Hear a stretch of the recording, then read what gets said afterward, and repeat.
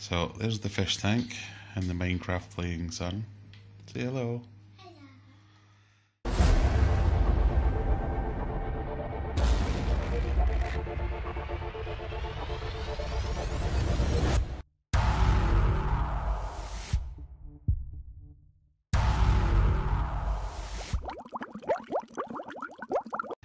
I've got a bit of an issue. So this is the living room. Right, here's the balcony. And oops.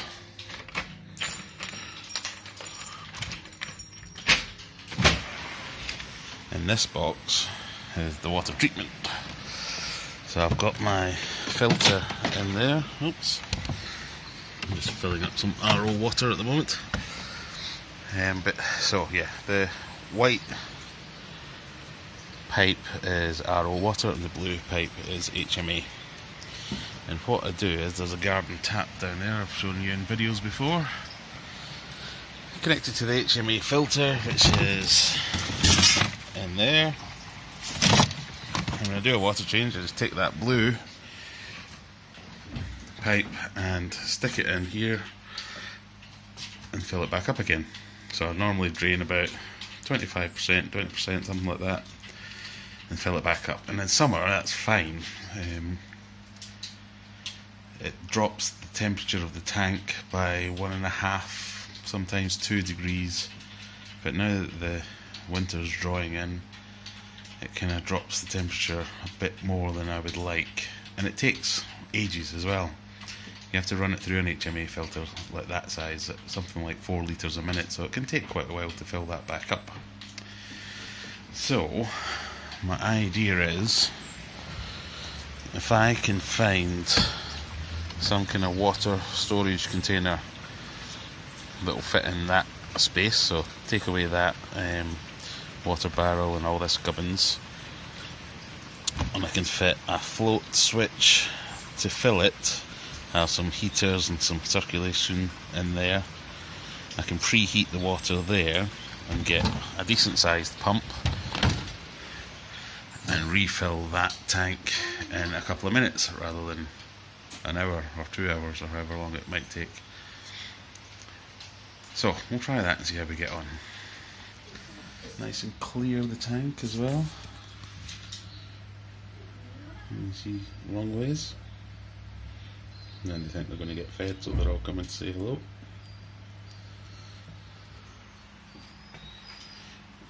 Anyway, let's go on with this DIY project. So, we've got a project now. We're going to take all this stuff and pimp my water change routine. And yeah, I've got my trusted helper Alistair with me. So we've got a load of insulation. This is just stuff I had lying around. It's some radiator reflective foil to keep the heat in from behind the radiator. Some underfloor thermal insulation. Got some tubing. Yeah, we've got some heaters. We've got some extension leads. A float valve.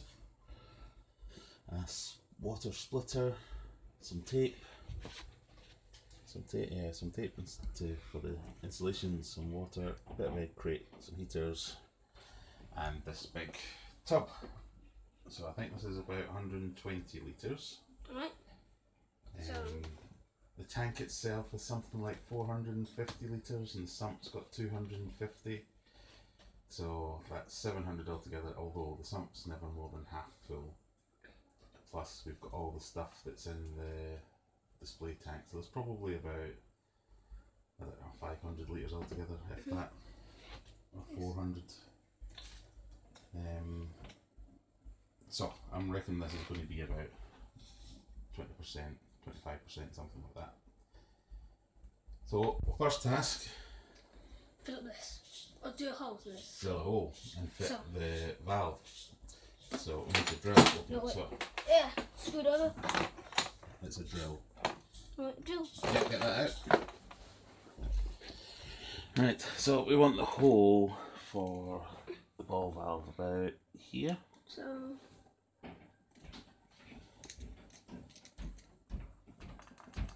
that do? Yeah. You ready to use a power tool? No. drills are what?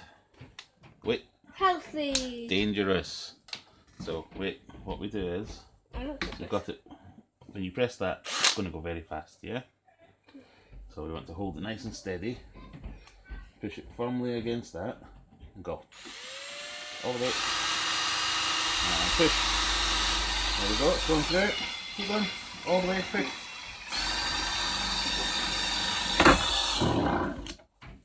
Is that good? That's good. Well done. Right, stop messing with that. Just put it down now. Yep. Right, there you go. Put it down. Next thing we need is the A good hole. good hole. Yes, indeed. So we'll clean that up a bit. Can we some of it? No, don't really need to. And then we need to put in this.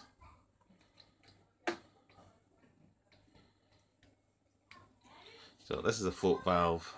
Your water line goes in here, connects to that, flows out until the float gets raised up, and then it cuts it off, essentially.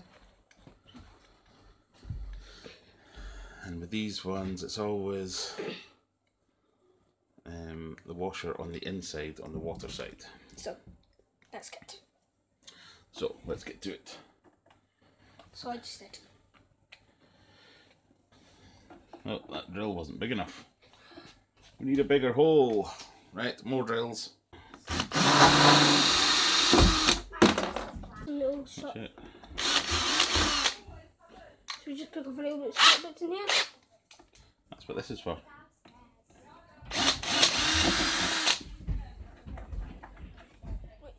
And drill.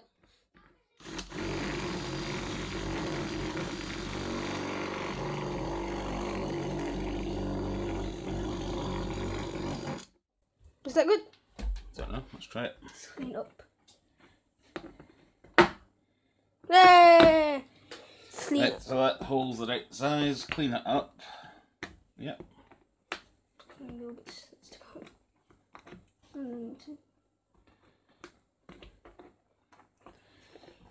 Okay. Good enough. So gasket on the inside. Stick this on. Not quite. There's a nut. What was with the nut? Get the nut on there. On you go. That just needs to be hand tight. You don't need to do anything fancy with it. No. So the important thing I've learned with these is they're not all that great.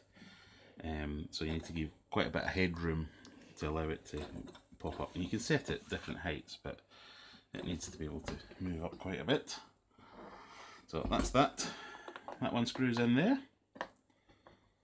That's it.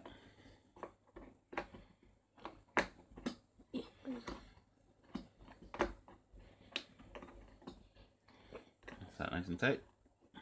I'm going to stop going until it gets hard. Oh, whoa. You've gone too far, see, because it's popped off there. That's alright. Just wind it back a little bit. I'll show you what I mean.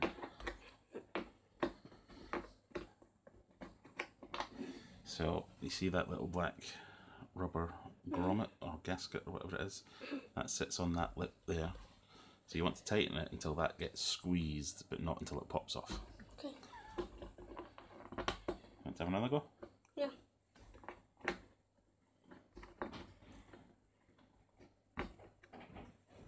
Bit more. You see the lip there that it's going to squeeze against? Keep going, keep going. And so the idea is heaters will go in here. We'll have an air pump circulating the water a bit, and then we'll have the actual water pump in there to pump out the water at water change time. So I think the next job is we need to go and do some cladding of the thing on the balcony. So as we get this all ready. Let's go. Let's go to the balcony. I think we need to insulate the box first. Quite right. So let's get all our insulation gear. Yeah! And lag this box. So that's where it's going to sit. This is where the water thing is going to sit, as well as my water filtration stuff. But I want to insulate this so it doesn't all freeze. So we'll use the foily one. Now, none of these materials are actually built to do this, it's just things I had lying around that will do the job. You want to grab the scissors?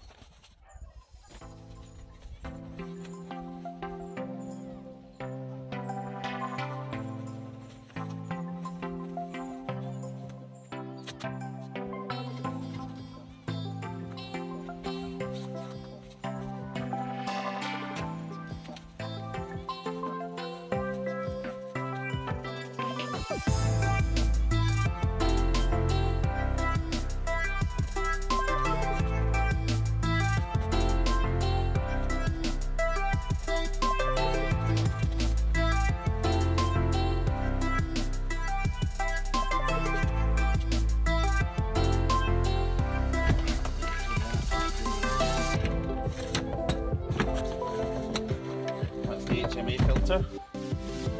See that?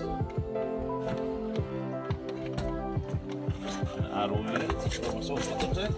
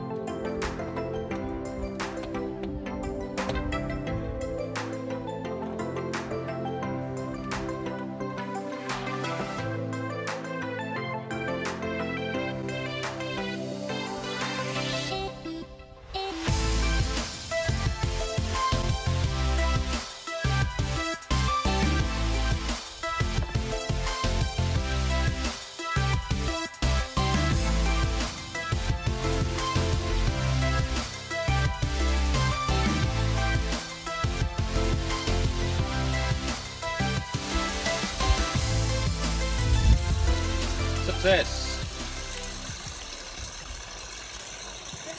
So, the next test is whether or not the valve shuts it off. So the idea is when the water fills up here, that goes up and up and up, and eventually just shuts off the valve. And then as we pump the water out, more fills up. So now we need power, so I've got an outdoor extension lead. This thing, which we will use to plug in all the heaters and the pumps and stuff, but I need to drop it down to the outside socket. So that's it, all up to temperature now. So we've got the pump connected to this hose, which I can take inside. So from here, look in there, there's the tank. That hose to drain, which will live in here as well. That hose to refill. This hose to do any top-ups that I need to do, and then there's a white one as well for RO water if I want that. So all I need to do to refill is plug this in. I'll probably connect this in here permanently and put some kind of switch in there so I can just flip the switch on and off. But I think we're good to go now. So I've got the air pump circulating the water in there with the heaters warming it up. It's nice and warm. I've had some leaks, but that's all sorted now. So yeah, I think we're good to go. We can get the water draining from there. Just need to try and estimate roughly where the 120 litres is that I can take out, so I can get it pretty much bang on, but I'm sure I'll do that in a few tries and then we're good to go. So let's give it a go.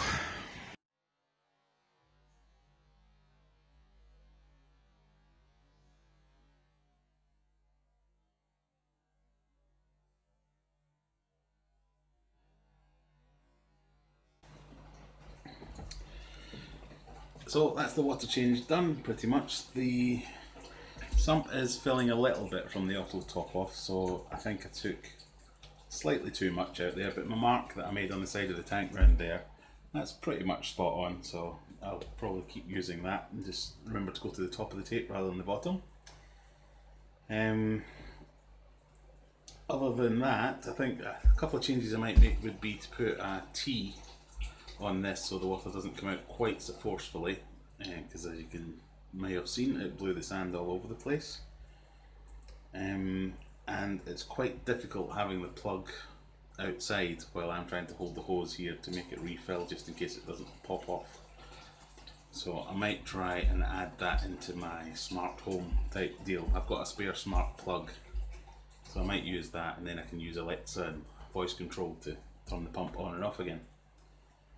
But other than that, I think that's pretty good. Pretty sure that's a success, really. The tank itself is doing alright. I've gotten some growth on all the plants. We've got, except for the Valentinaris, I had to dig them out. They were just melting away and they weren't coming back, so I just got rid of them in the end. The moss on this tree root, it's also a little bit on the melting away side now. It does every now and again look quite green and then goes brown and then looks a bit greener again, so I'll leave it for now, but not hopeful. This plant down here is sending out runners like nobody's business. It's doing really well. The plants themselves, most of them with the big leaves have got a brown dusting on them, which is diatoms. It's perfectly normal for a new tank. Just wipe them off when I'm doing a water change. But yeah, everything's showing a bit of growth and doing pretty well. The fish themselves seem reasonably happy. The tank's nice and stable, which I think is the main thing. I'm getting a bit of the black in the sands, which again is quite normal for a new tank. It's essentially organics building up, so as long as I keep stirring the sand, that's not a problem. And it'll go away in time. I just don't want to let it get out of control, because that's when you get the gas build-ups that can release the harmful toxins into your aquarium, which you definitely don't want. But yeah, other than that, I think we're going pretty well. I'd say everything's balanced well, so touch wood, we'll be doing okay. But as ever, thanks everyone for watching. Make sure you click that subscribe button if you haven't already. And we'll catch you again next time. See you later.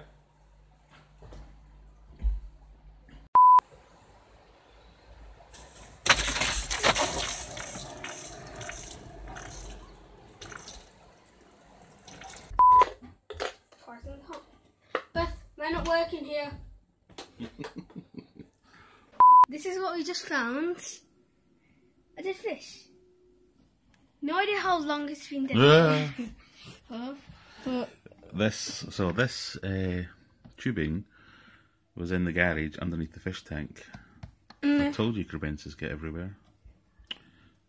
That's a shame. Ew.